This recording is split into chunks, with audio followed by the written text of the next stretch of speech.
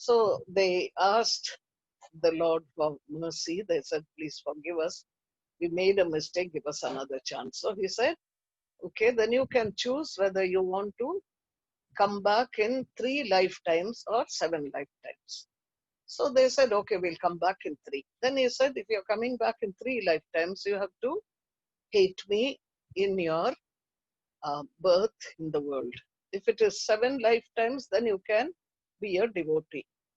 The reason is that the divine does not care for love or hate from a dream, because the whole of Prakriti, the whole of the universe is Mahamaya's making. It is his power called Maya that creates the whole universe of delusions.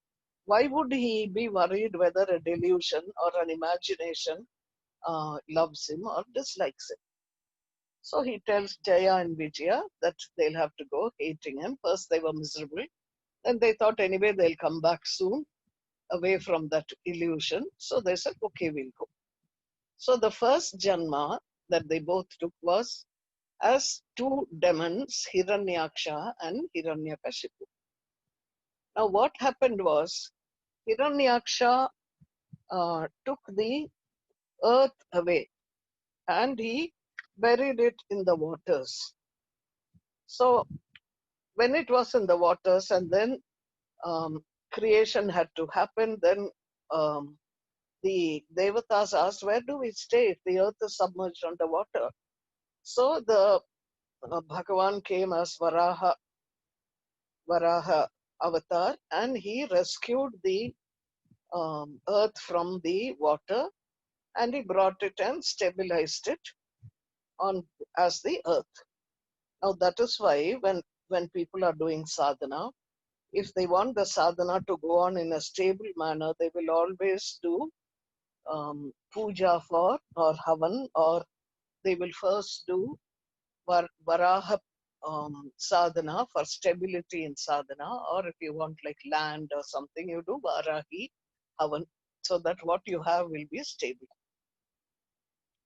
Now when Hiranyaksha, the of the 2 twins, Hiranyakashipu and Hiranyaksha, when Hiranyaksha died, Hiranyakashipu was terribly, terribly angry.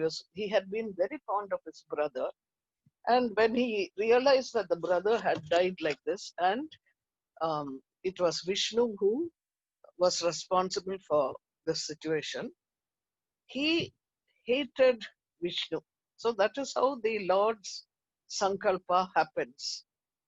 Now, if you remember last time I told you there is a fixed destiny and there is an articulated destiny. The fixed destiny is what you're born with.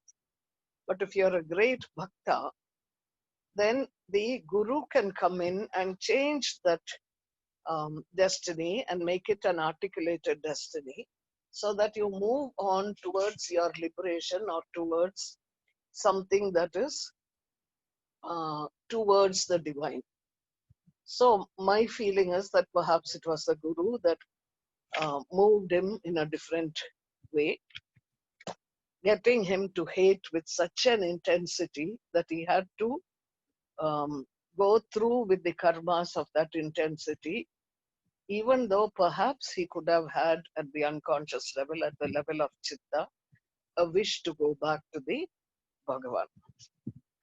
So what happens is, because he's so angry, he got all the other Danavas, the other Rakshasas together, and then he told them all that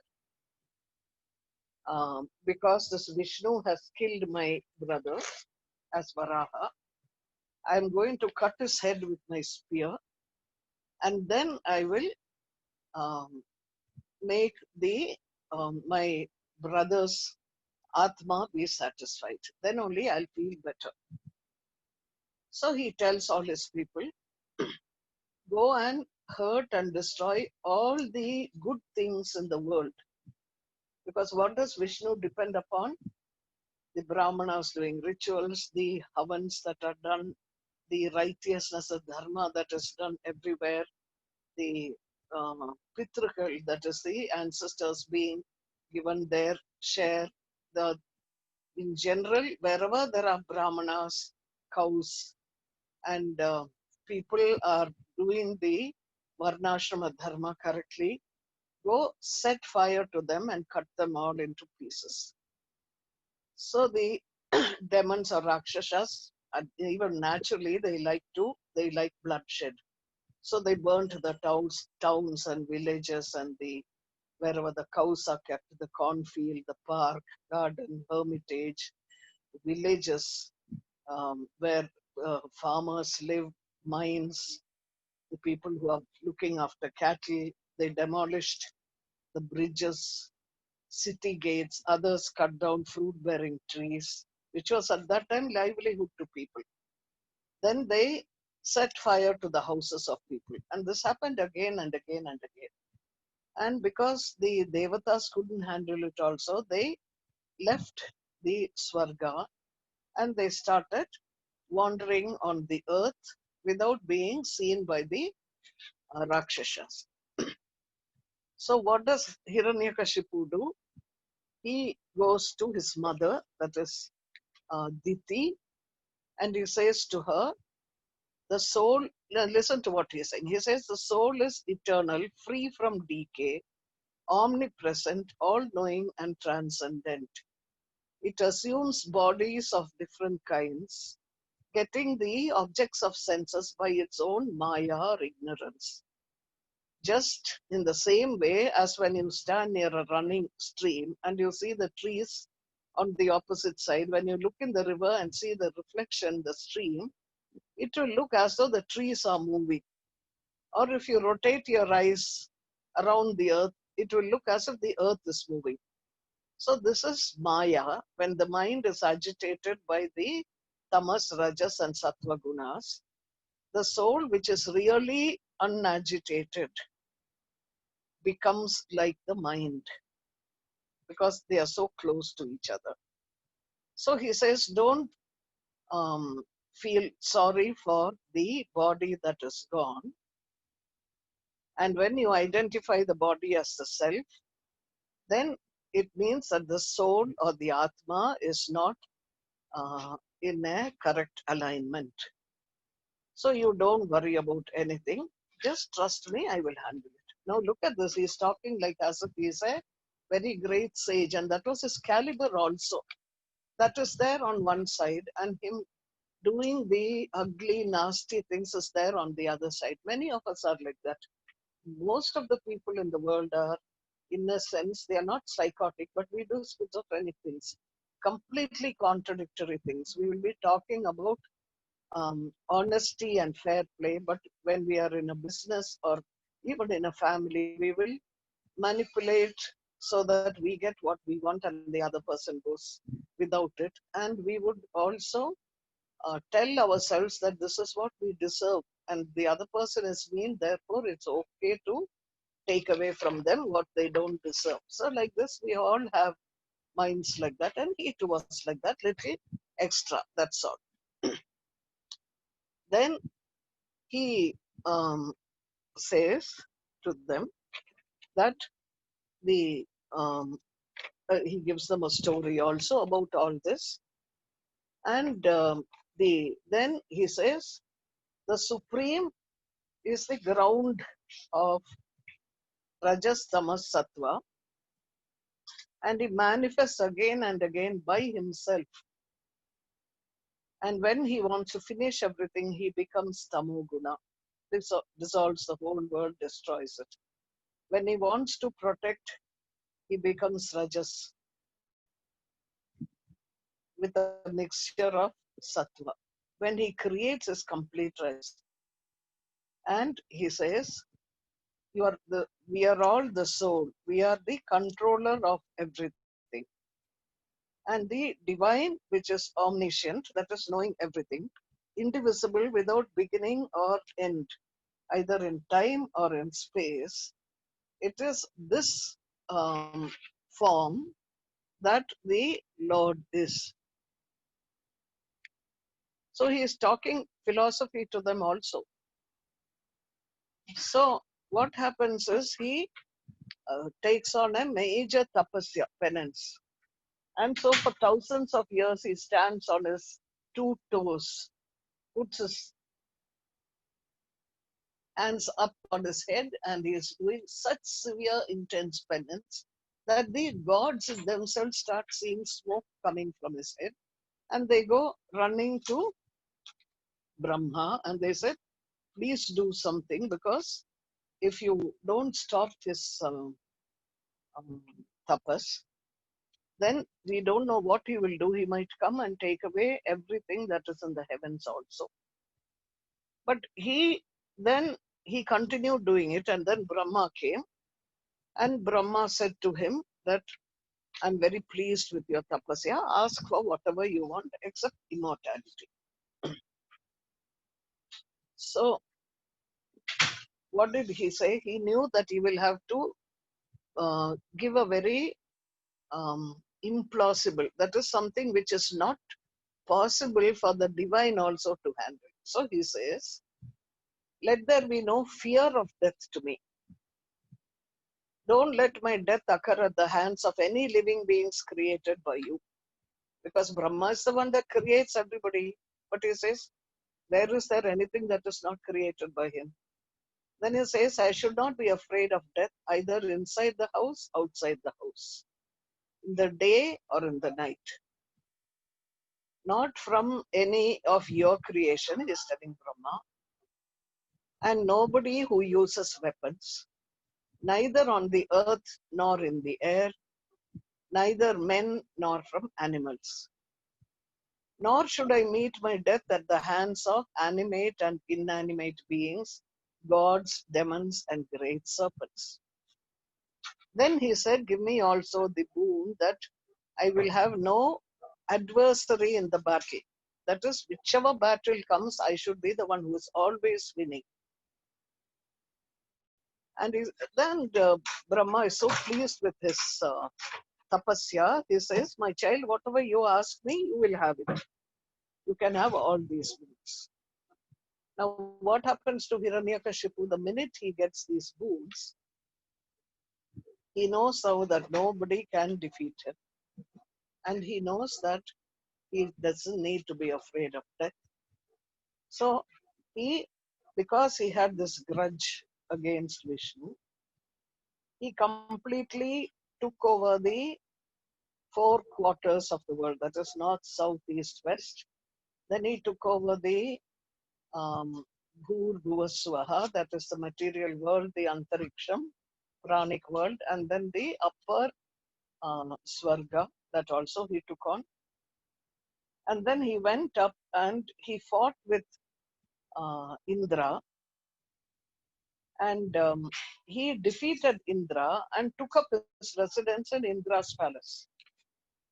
Now he was completely ruler of everything, and he ruled with a very strong iron hand.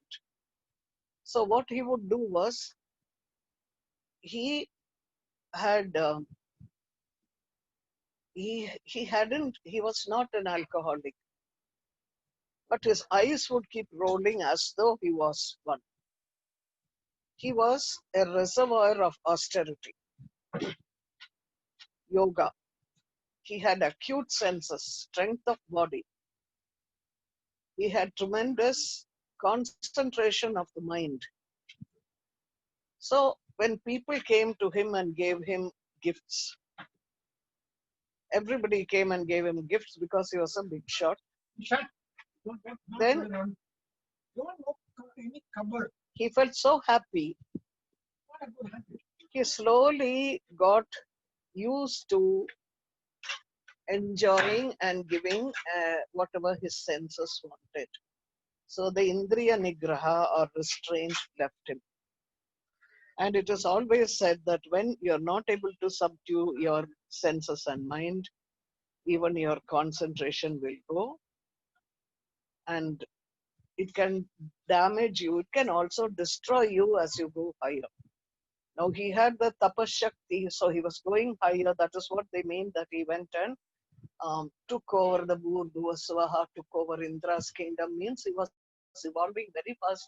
He had evolved because of tapasya, but he had not handled the yamas and niyamas. That is why Swamiji always says yamas and niyamas, because unless your chitta is pure, you can do all the techniques in the world that you want. You can get the grace of the Guru to do these techniques and get siddhi, but the siddhi can destroy you.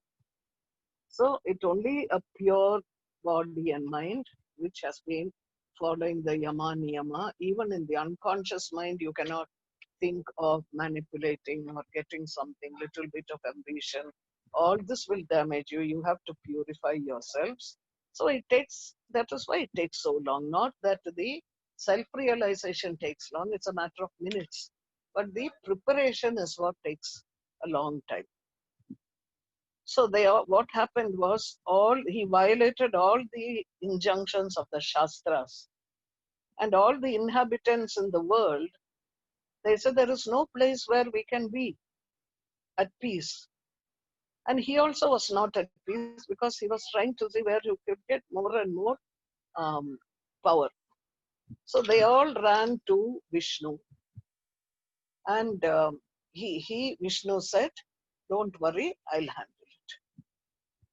So what happened was at one time he um, he tells them also, Vishnu, that when people become hateful towards the dharma and myself meaning not Vishnu, Satyam, the truth, that person will perish before long. When he tries to harm his own son Prahalada, who is extremely calm, then I will slay him. You don't worry. So then what happened was, over a period of time, uh, Hiranyakashipu had many sons. And when his wife was pregnant with Prahalada, he had gone for his major war and tapasya and all that. He was not in the house.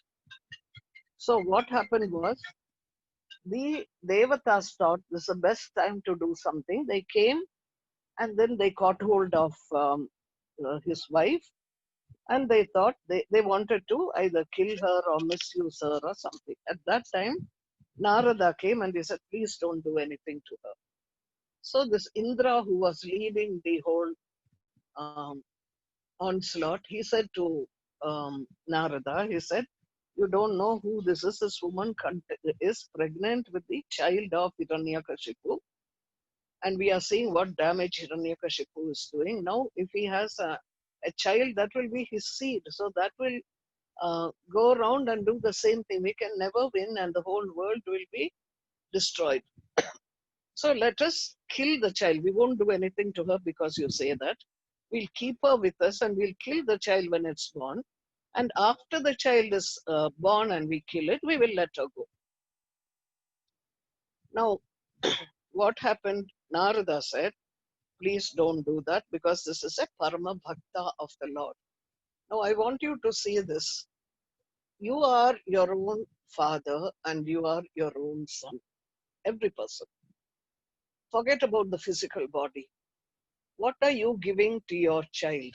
You're giving the child your genetic qualities.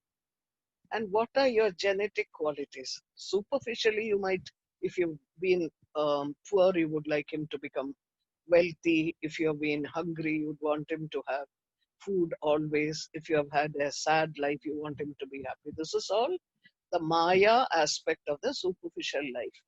But inside, your Atma is looking for permanent happiness, looking for the Paramatma. And that uh, Vasana comes to your child. Now, what Hiranyakashipu did, he hated Vishnu. And by ordinary situations, the child that would be born would be raised hating the Paramatma, and he would also become like the father, mean and nasty. And this is Sahavasa dosham. You are born with the samskara, that is the genetics of hating, and life will give you such circumstances that will validate your hatred. And you will say, see, I knew this will happen. That's why I never liked so and so. So, like that. This is your fixed destiny of Prahlada or of Hiranyakashipu. But what happens Narada comes in there as the guru, and he does what is called the articulated destiny, articulated karma. So what happens? There is a turning around, and just as the father hated the divine so much, in his heart, unconsciously, he was searching for this divine to go back. Only thing, because of Maya, he had forgotten this bit. So when the son comes, son is born, that son becomes for him a vehicle to that son's body to finish the karma of hatred so that he can go towards the divine. Now, how can he finish the karma of hatred on a child? Only if the child does something that is against what he thinks he is. If the child is all the time damaging his ego, then you start getting angry with the child because you basically hate everything. So, when the child was born, it was a very unusual child. He was born because when his mother was being, uh, Narada had taken the pregnant woman to his hermitage, kept her there, and while she did seva to the sage, he used to teach her little things, which gave her the understanding of the um, greater uh, Brahma Vidya. Now, being a woman who was not particularly interested, she forgot. She was only interested in bringing up the child. But what happened to this child? Everything went into his complete chitta. The any karmas that were left were destroyed by the Guru Narada. And when the boy was born, he was all the time completely absorbed in the devotion for Krishna, not Vishnu. Whether he was sitting or walking, eating, drinking, he was never conscious of what he was doing. He constantly felt he was folded in the arms of Govinda. This is as a child. Suddenly, if he saw the image of Govinda disappearing, he would cry. Otherwise, he would laugh and he'll be playing with that Govinda that he saw, nobody else saw. So people thought maybe there's something slightly off about him, but nobody said anything because they were scared of Hiranyakashipu. So now what does Hiranyakashipu do? He comes back and all that from the wherever he went. And then he thinks, let me um, send this child to school. So he will learn something proper. Proper being that worship Hiranyakashipu and hate Vishnu. And all the Asura teachers were saying the same thing because they were scared of Hiranyakashipu. They are teachers, no, and after all, they depend on him for their livelihood. So one day, the father called the child, 5 years old, and he put him on his lap and he said, what do you think is good for you? So Prahalada said, for all souls which are in bodies, the mind is always disturbed with false ideas of I and mine. And he says, I think it is good that if you abandon your home, home meaning the place where you are staying, where there is negativity, which degrades your soul, one should go to the woods and take refuge in Sri Hari. Now, Hari also means lion. It also means monkey in the Sanskrit language.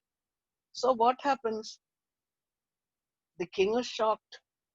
He first laughs. He says, other people must be telling him all this rubbish, so he has picked up from everybody. So that he won't get contaminated by people who live close by and who are Krishna devotees.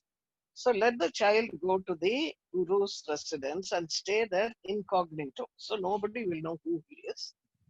And let him go there and stay there, and you teach him the correct Vidya. So Prahalada said, okay. And he said, he went to the Guru's place. And the Guru asked him, he said, from where did you learn all this? Because none of us teach the children who are your companions any of these things. Tell us, because we are your teachers and we want to know whether it happened by itself or somebody has brainwashed you. So he says to them, he says, see, just like the iron moves by itself to the vicinity of a magnet, in the same way, my mind is unaccountably, irresistibly drawn towards Lord Vishnu, who holds Sudarshana in one of his hands. Now you must understand, Narasimha is the deity of the Sudarshana Chakra. So now the um, Brahmana, who was his teacher, got very annoyed because he thought, no, I'm going to get into trouble. So he says, bring me a cane, let me beat up this fellow. He's so silly, and he will not only damage uh, his race, that is the demon's race, he will also damage me, he'll destroy my reputation, the king might even kill me. So let me beat him up so that he learns this thing properly. Then he wanted to beat up the child, and then he kept him. After beating up the child and told him, talk properly when your father talks to you, he took the child to the father, and father kissed the child, put him on his lap, and he said, Prahalada, repeat to me something that you have learned from your teacher all this time, which you have fully mastered.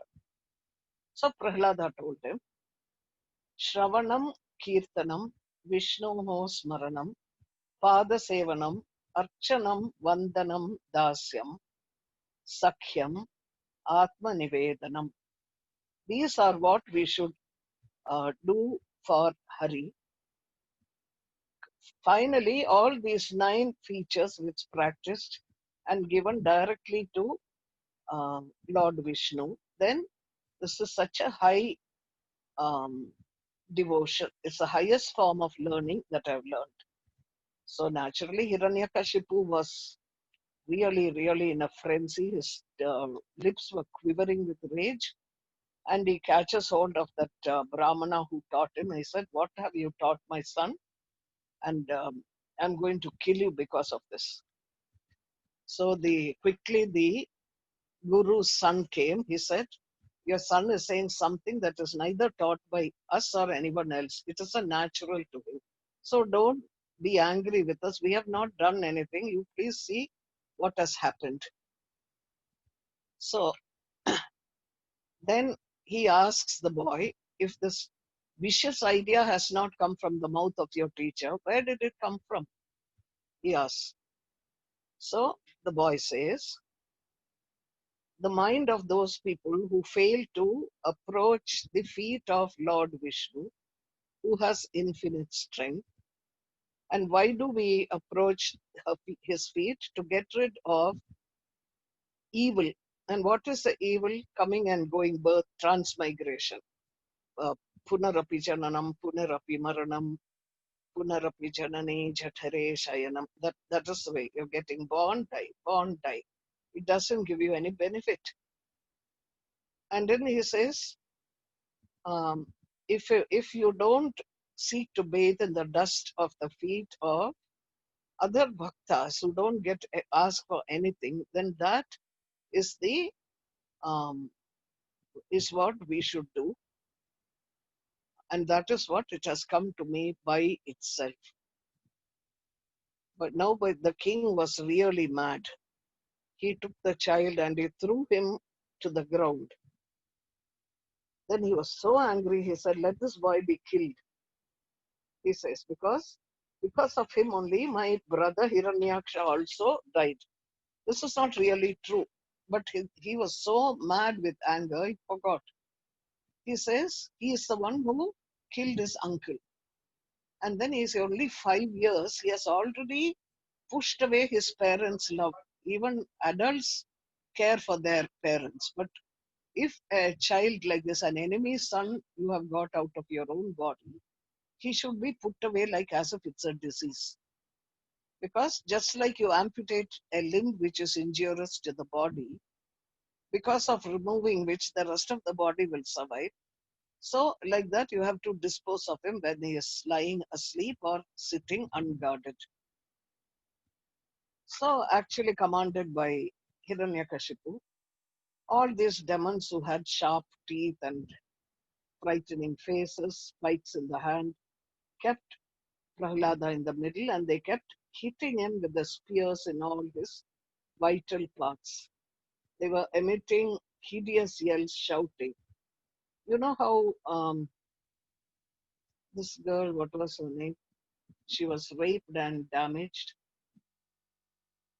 The people who did it just now were hanged. No? So like that, this is how they hurt him. But he did not feel anything because his mind was so completely with the Atma, and the Atma was so much with the Paramatma, he did not have a feeling of the body being hurt. So then, what did the demon do? That is Hiranyakashipu. He was so shocked that this child is sitting so quietly, no matter what happened. So he said, "Take him and put him so that the elephants can trample on him."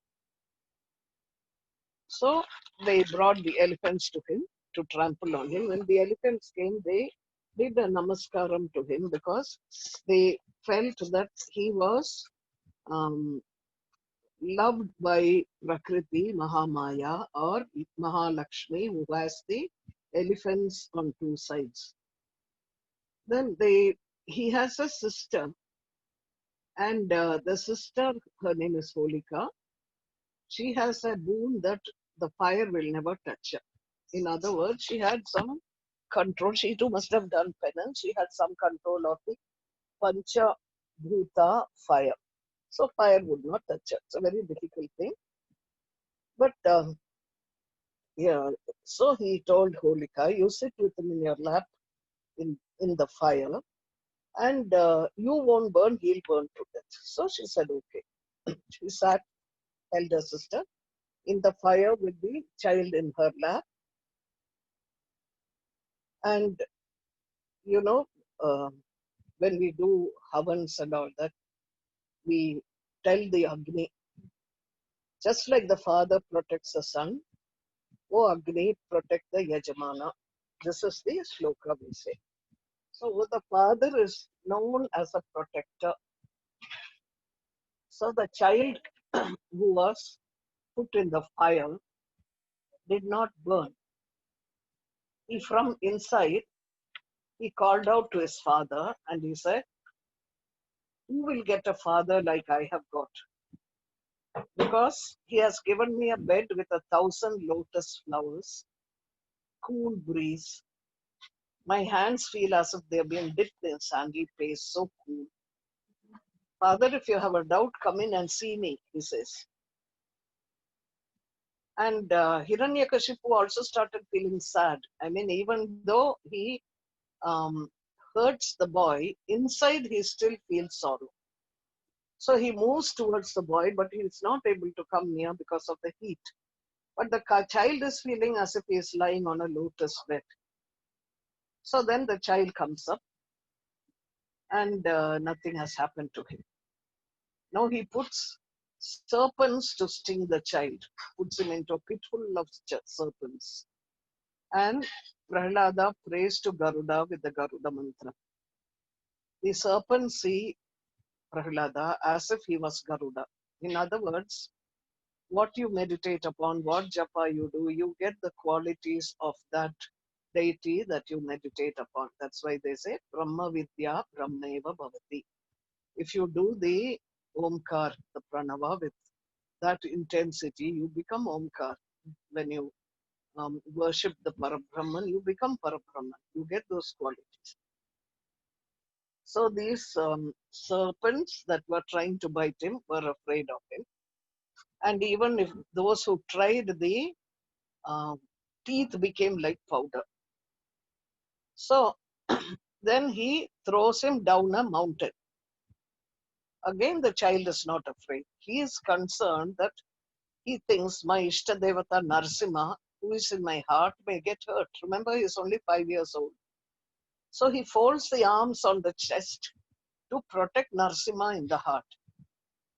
And seeing this, Bhumata thinks this child cares so much for my Bharta, my Pati. That is um, the mountain and the earth. So I must protect him. So when he comes down, she receives him gently, places him on her lap, the earth. Then he gets up, he does Giri Pradakshina for that mountain, goes back to his father, and he says, I've come back, father. Hiranyakashipu is shocked beyond anything. He is trembling with shock and anger, and he calls his wife and tells her to give this child Karkodaka serpent's poison. Now, Karkodaka poison, you see it, there is a kshetra in Namakal where Narasimha lies on Karkodaka, just like you see Vishnu lying on Ananta. Because in Namakal, the story is that Karkodaka did penance there, and he asked the Lord that he should rest on him as he does on Adisesha. So now in Namakal, it's a very famous temple. Narasimha is Karkodaka's Shayanam. And they say that whenever the serpent moves, the place becomes burnt black. And even if you breathe the air, it makes people die. The Karkodaka is so poisonous and dangerous. So his mother Kyati trembles. And Prahalada tells her, Amma, why are you afraid? You obey your husband's commands.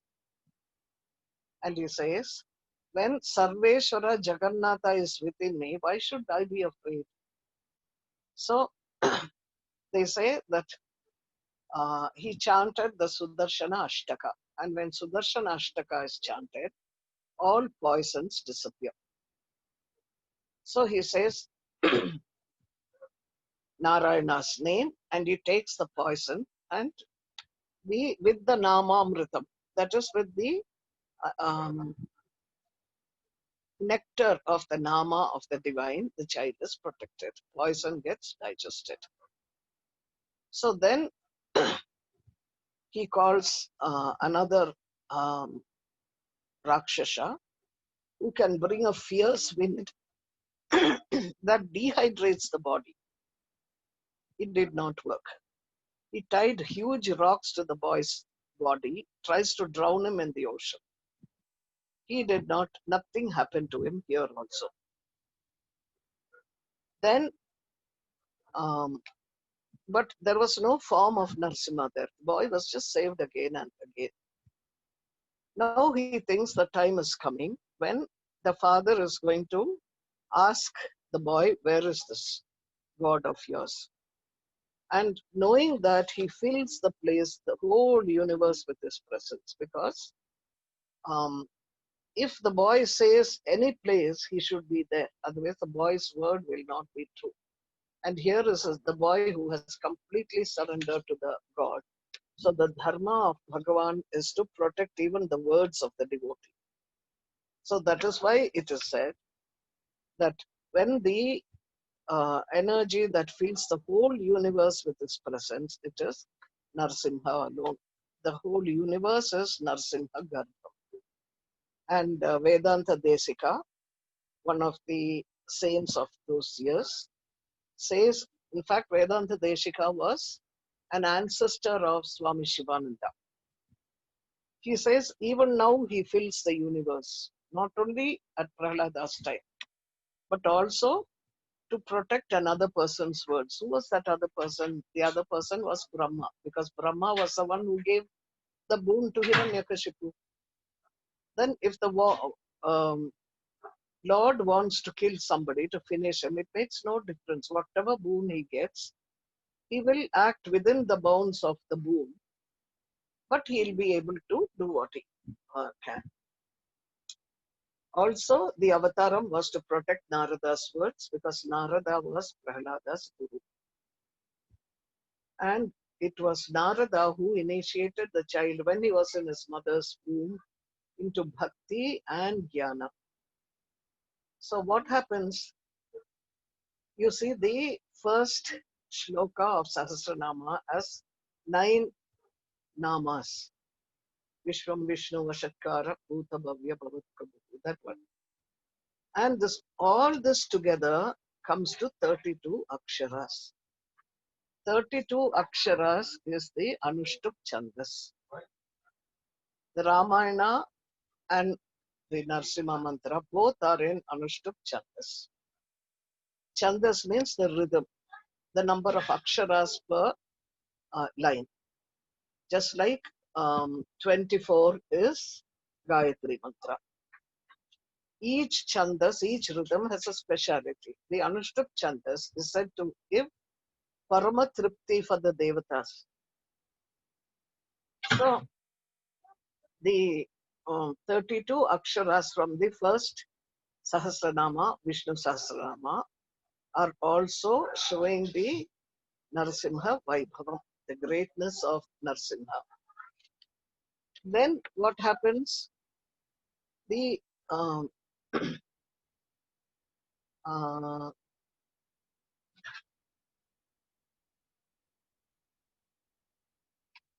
if the first 8 of Vishnu Sahasranama and the next 8 are added, it is 16 aksharas. This 16 aksharas point to 16 riks. Rik means mantra, that is why you call it Rig Veda. It refers to Purusha Suktam. In the 16 first aksharas of Vishnu Sahasranamam, each mantra of the Purusha Suktam is contained. Now, then after that, then you add 8 plus 8 plus 8 because each line has 8 namas. That comes to 24. It shows the greatness of the Gayatri because wherever Gayatri is chanted, it protects the chanter because the devata of the Gayatri is Narsimha. Then the next one, Bhutatma, Bhuta Bhavanaha, that one, if you add it to the 24, it becomes 32 aksharas and it is called the Mantra Raja. It's the king of the mantras. And this is shown in the first 32 aksharas of Vishnu Sahasranama. Now, so what happens is then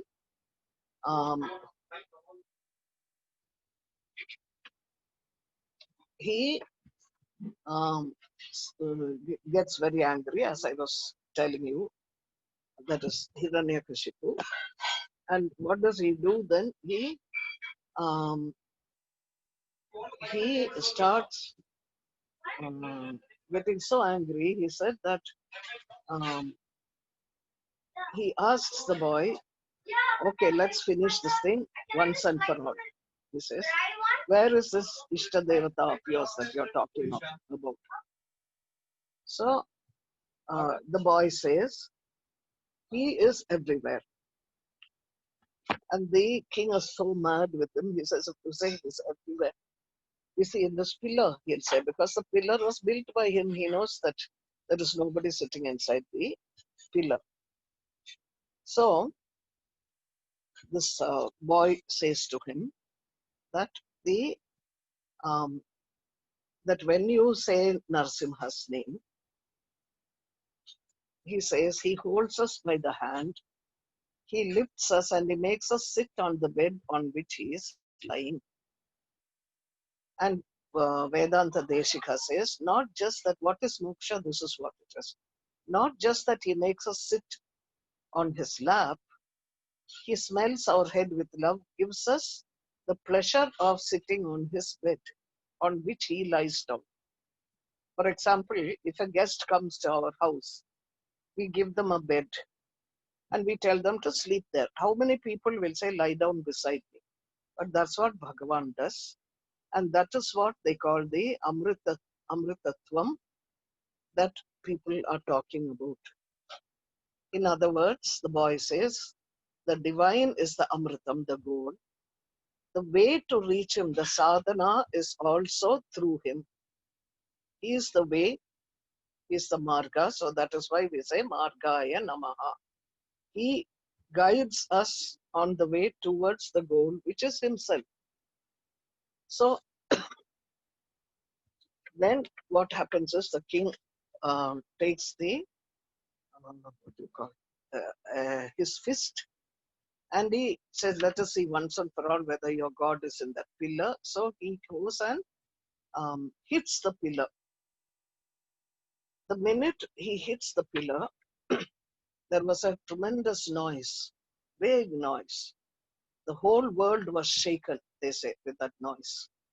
And out of that pillar, the fierce form of Narsimha came out. And what does this Narsimha do? Narsimha has a face like a lion, but a body like a human being. Why? Because it was neither animal nor man. That is what Hiranyakashipu had asked. So he plays with Hiranyakashipu for a while until it becomes Sandhya time, dusk. Then when it is dusk, it is neither day nor night. Then he picks up Hiranyakashipu and goes and sits on the threshold of the house. That is neither inside the house nor outside the house. You know, he is not created by Brahma, which is another thing he asked. And then he said, not with any weapons. His nails were huge and gleaming. You will see pictures of Narsimha. He will have a Sudarshana Chakram, but it will be sitting on top of the nails.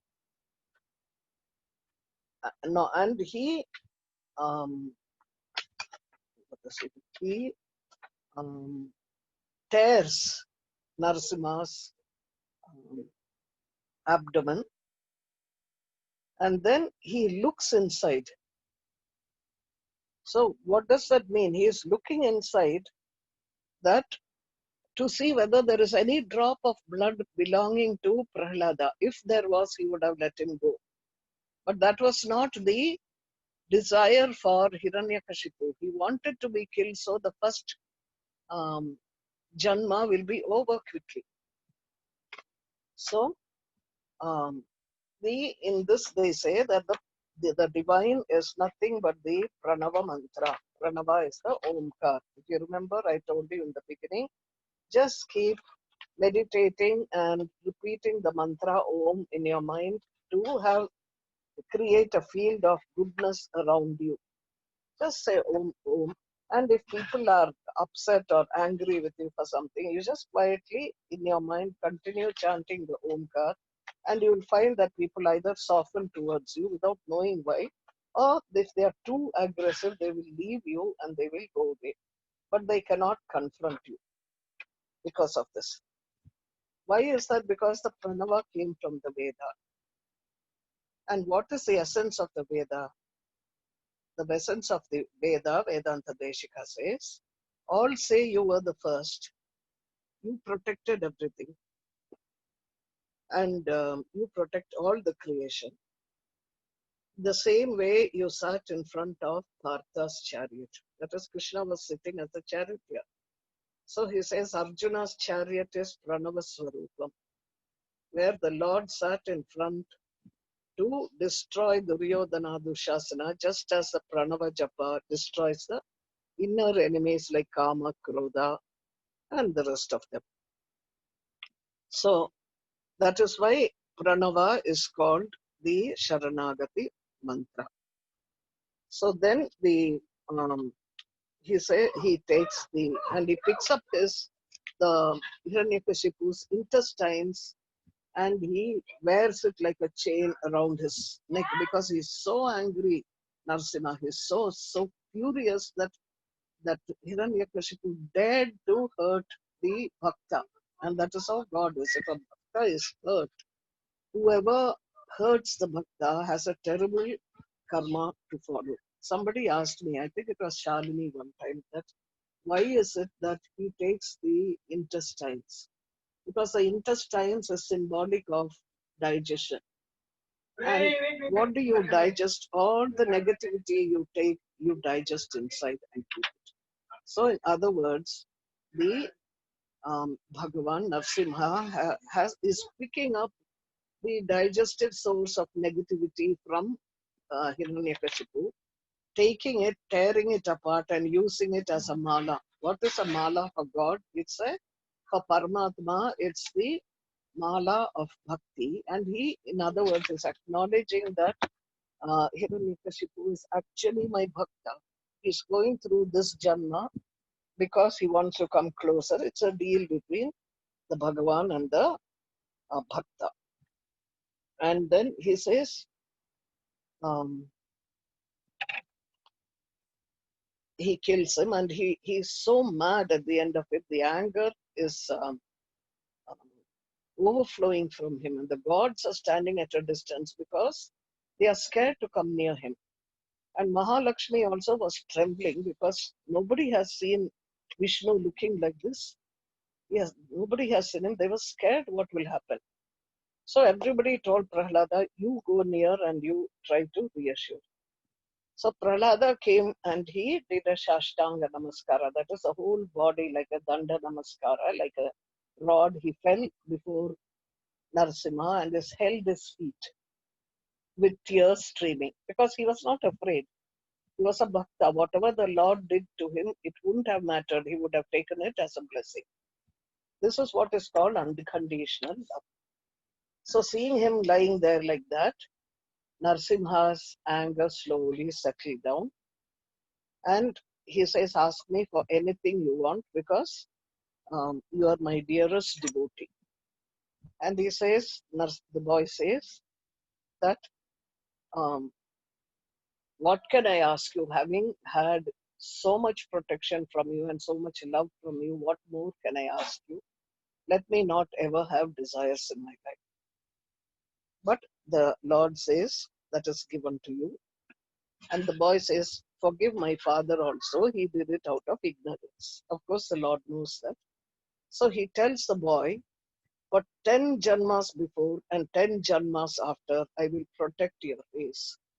That is why the other day we were talking of the Vamana Avatara, and Mahabali was the grandson of Prahalada. And the Lord pushes him down to the Patala and he walks around as a security guard to Mahabali because he had given his word to Prahalada that so many janmas will be protected by me. So this is the story of Prahalada. With all that, he made him the um, king, and Prahalada looked after the kingdom very well before he got liberation at the end. He had liberation, he worked with liberation, and eventually he went back to um, the divine. And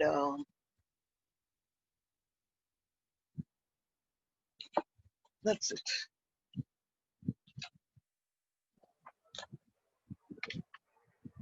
By and large, that's what it is.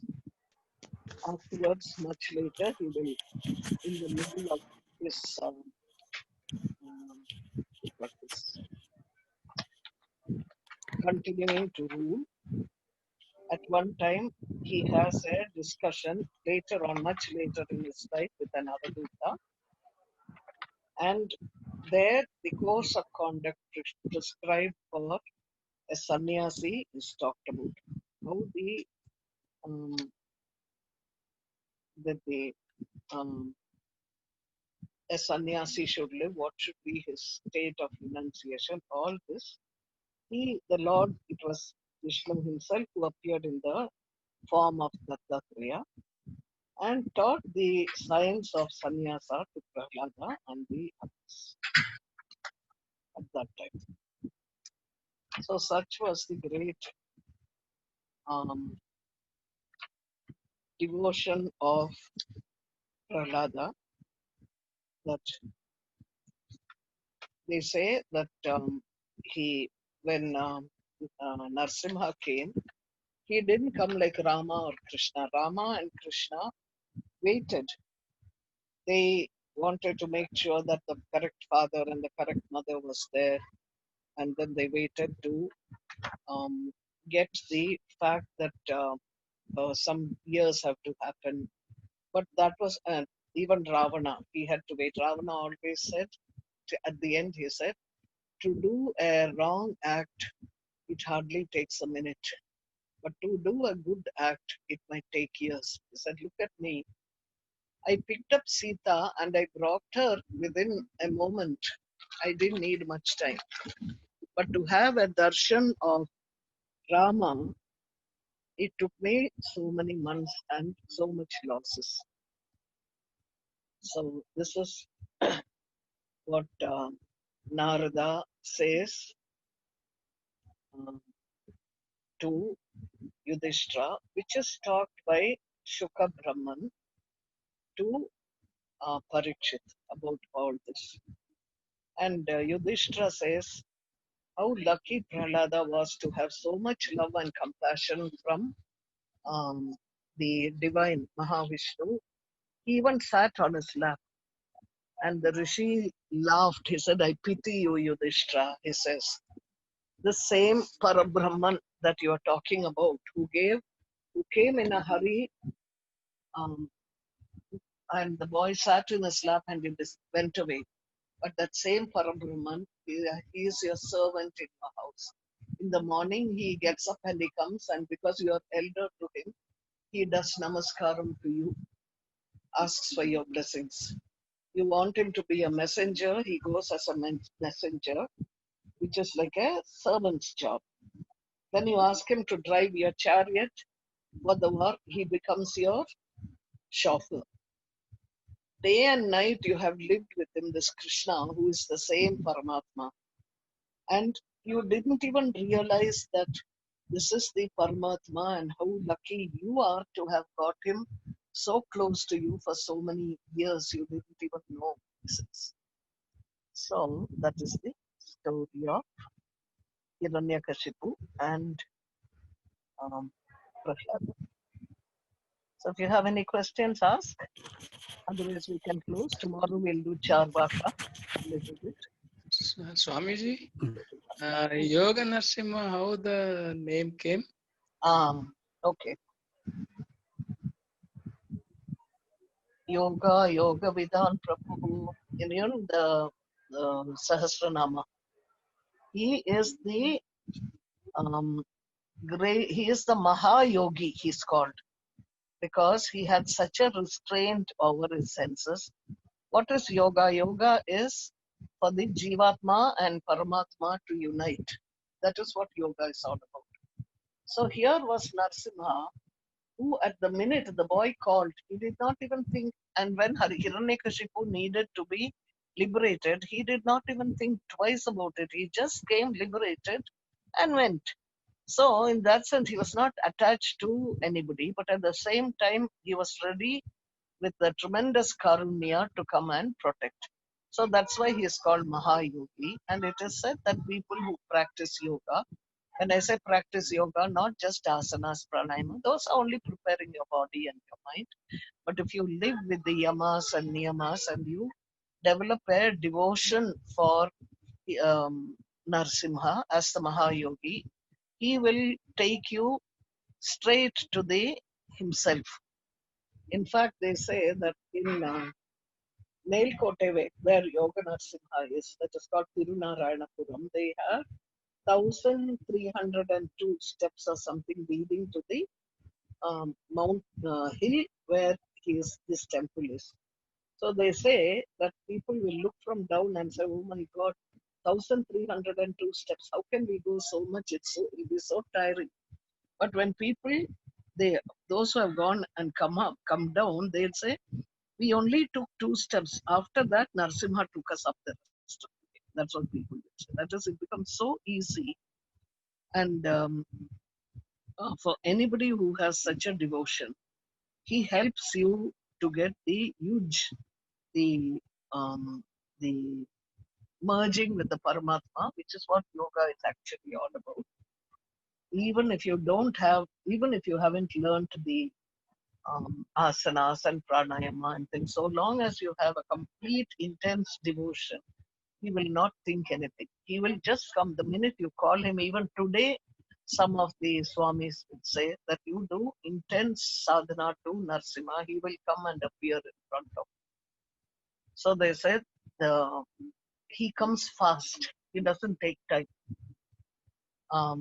He's called the one who speeds. He'll come immediately, you call in that sense. So that's why he's called Yoga Narsimha. Because when he comes, he doesn't come necessarily with Lakshmi. Lakshmi later on manifests, but he comes as soon as the uh, devotee. Devotee doesn't even call him. He sees the pain of the devotee and immediately he manifests to protect. So that's why he's called Mahayogi. So it's called Yoga.